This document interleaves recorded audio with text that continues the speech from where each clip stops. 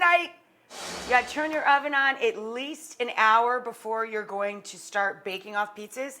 The highest it goes, 550, 575, 600, depending on your oven, Fahrenheit, of course. And you have to put into the oven your pizza stone, your pizza pan, your pizza steel, whatever device you have that you cook your pizza on in the oven. Get that in there and preheat it along with the oven. We're gonna start in this bowl with bread flour.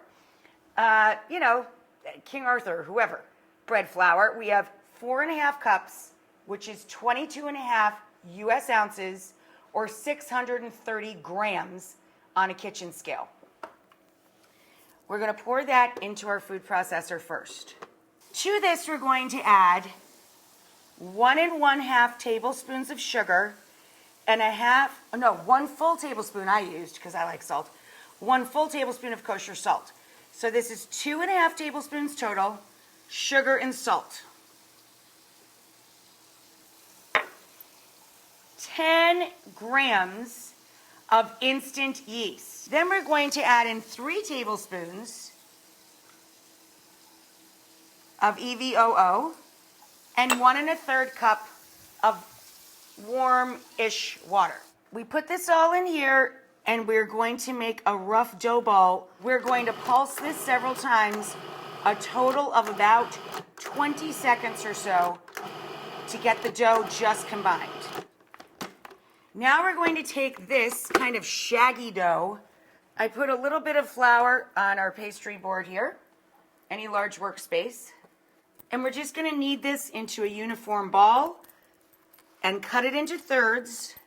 Okay, after I get all of the dough done, and by me I mean us, John kneaded that mostly. It was about 8 to 10 minutes.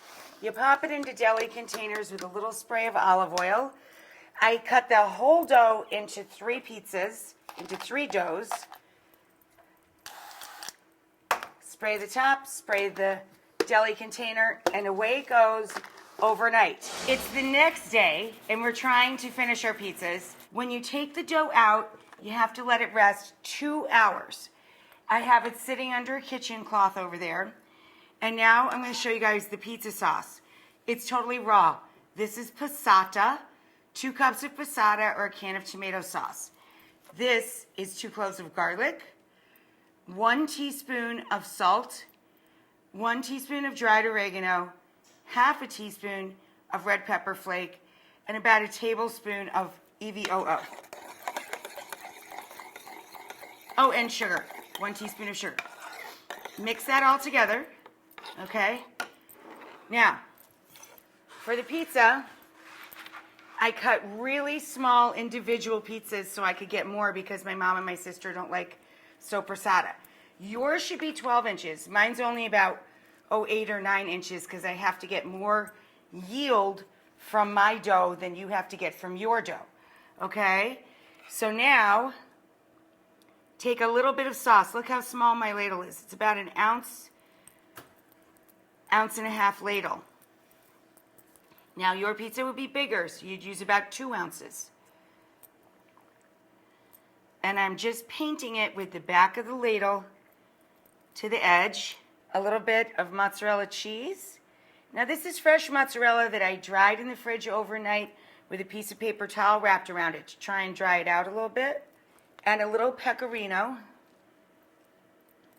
Hot sopressata.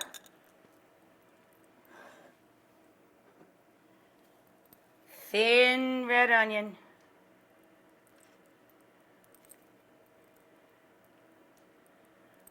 And a little more cheese. Is that good? Yeah. You can spin it once it's in. And then you spin it, if you have a pizza oven, every 40 seconds. This is Calabrian chili paste, which is in this red top jar right here, with acacia honey.